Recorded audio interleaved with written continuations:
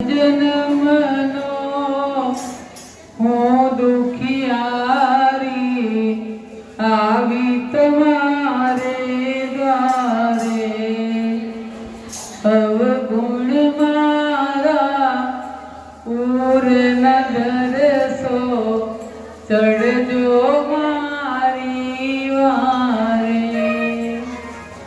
હે માથે પાપોનો છે ભટકું જગમાં હું નોંધા મારી રેવી બન્યો છે સંસાર ઓ મોહન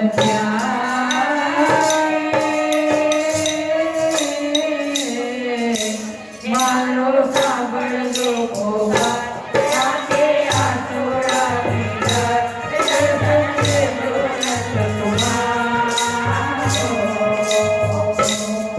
માટે હવે પાછું આવવું જ નથી. રાણાને ચોખ્ખા શબ્દોમાં કહી દીધું કે હે ભગવાન કે અંતર્યામી આપ કહાઓ અંતર રે જોવાથી મીરાના અંતરની અરજી લેજો નાથ તપસી કે હું તો વિનવું વારંવાર મારા સામળિયા સરકાર મારો તૂટે ના આશાનો થારો મોહન પ્યારે કે મારો સાંભળજો ત્યાં કે આ ચૂડાની દર્શન દેજો અને મોહને હાથ લંબાવ્યા મૂર્તિમાંથી અને આવી જા મીરા આવી જા અને મીરા સમાઈ ગયા. દ્વારકાધીશના હૃદય કમળમાં સાડીનો છેડો બહાર હતો. રાણો દોડ્યો છેડો પકડવા પણ જીવ શિવમાં સમાઈ ગયો અને જે મૂર્તિમાં મીરા સમાઈ ગયા ને એ મૂર્તિ બોડાણો દ્વારકાથી ડાકોર લઈ આવ્યો. ધન્ય છે બોડાણાને. તો માનવને સંસાર પ્રત્યે અનેક પ્રકારે વૈરાગ આવે છે. દુઃખનો માર્યો બાવો બની જાય. ઘણા દુઃખના મારે નીકળી જાય ઘરમાંથી. વૈરાગ આવી ગયો માં જુનાગઢ જતો રહો. કોઈ ભયથી જાય, કોઈ વિચારથી જાય, કોઈ સાધનથી જાય. આમ અનેક રીતે વૈરાગ્ય ઉપજે છે. ઘણા 80 વર્ષના હોય કે હું તો સોપારી નહીં ખાતી, છોડી દીધી. તમે નહીં છોડી, છોડાઈ. દાંત જ નહીં પછી શેમાં હોપારી ખાવ તમે? એને ત્યાગ ના કહેવાય. સંસારનું સાચું સુખ અને ખોટું સુખ, શ્રેય શું અને પ્રેય શું, કર્તવ્ય શું એ કર્તવ્ય શું, શાંત ચિત્તે આ બધાને વિચાર કરવામાં આવે તો સાચું સુખ શેમાં છે એ વહેલું મોડું જરૂર સમજાય. માટે કે શાંત ચિત્તે સંસારમાં જો જો સે જે ઉતાવળ ના થાય ધીરજ ન વદાય સંસારમાં માલજો પેલી શ્રદ્ધા પ્રભુ ઉપર રાખજો અણુમાં સમજીને નાથ સંસારમાં માલજો. ચિંતામણીને એક ટકોરથી બિલ્વ મંગને વૈરાગ્ય આવ્યો.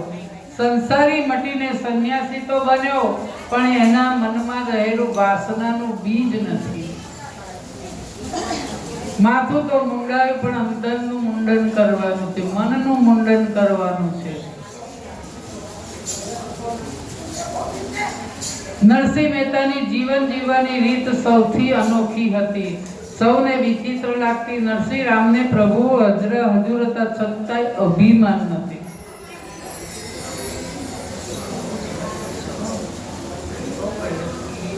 પ્રકારે છે.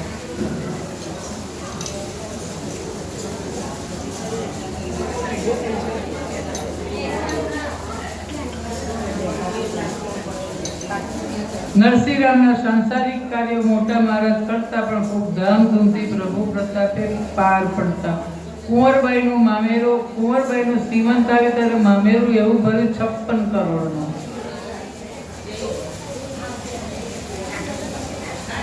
અમે નારોલમાં મીરાબાઈ કુંવરબાઈનું મામેરું અમે 5 દિવસ કર્યું.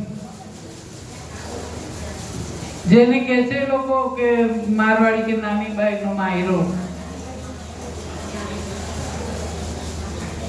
પ્રસંગ રંગે સંગે પતાવી જુનાગઢ આવ્યા. કીર્તિનો યશ પૂર્ણ કળાએ ઝળહળવા લાગ્યો અને નાગરીનાથને આંખમાંથી કણાની જેમ ખૂંચવા લાગ્યો. નરસિંહરામ નાથમાંથી બહાર કાઢી મૂકો. એક રાતે નરસિંહરામ સત્સંગની મંડળીમાં ભજન કરવા બેઠા હતા અને સાધુ વૈરાગ્યો સામેલ હતા અને એકથી ચડિયાતા ભજન ગવાય. ભક્તિનો કેફ ચડ્યો. નરસિંહરામ ભજનો ગાય કે હૈયાની હાટડીને ખોલો માનવી, હરિ ભજનમાં ડોલો. સીતારામ સીતારામ બોલો માનવી, હરિ ભજનમાં ડોલો. કાચી છે કાયા ને જુઠ્ઠી છે માયા, જાણી જોઈને બધા એમાં ફસાયા. સુતેલા આત્મો ઢંઢોળો, ચા પીધો આત્મા ઢંઢોળાઈ ગયો. જાગ્યો જાગો કે વારે વારે માનવીનો મનખો મળે નહીં. ભજન સત્સંગ વિના શાંતિ વળે નહીં. અવસર મળ્યો છે અણમૂલો માનવી, હરિ ભજનમાં ડોલો. પેલા બધાને ઠંડા કર્યા, હવે ગરમ કર્યા, હવે શાંતિથી બેસો બધા. સાવધ બનીને તમે રહેજો સંસારમાં, કમળનું ફૂલ જેમ રહે છે તળાવમાં. મનને પ્રભુજીમાં જોડો માનવી, હરિ ભજનમાં ડોલો. માયાની નિંદરથી મુકેશ જે જાગશે, સૂતેલા રડશે ને જાગેલા ફાવશે. મળશે હરિ વેલો મોડો, મળશે તો ખરો ખરો ને ખરો કોઈ પણ રૂપે. હવે એક ચંચલા નામની વેશ્યાને એમની પાસે મોકલેલી કે આજે નરસિંહરામને કસોટી કરી નાખીએ. પણ ત્યાં ભજનમાં બેઠી ચંચલા સુરમાં સુર પુરાવા લાગી. ખાલી ચણો વાગે ઘણો એ નાતે, જાણે સાચી ભક્તિ એનામ ભરી હોય ને એવી રીતે ગાવા લાગી.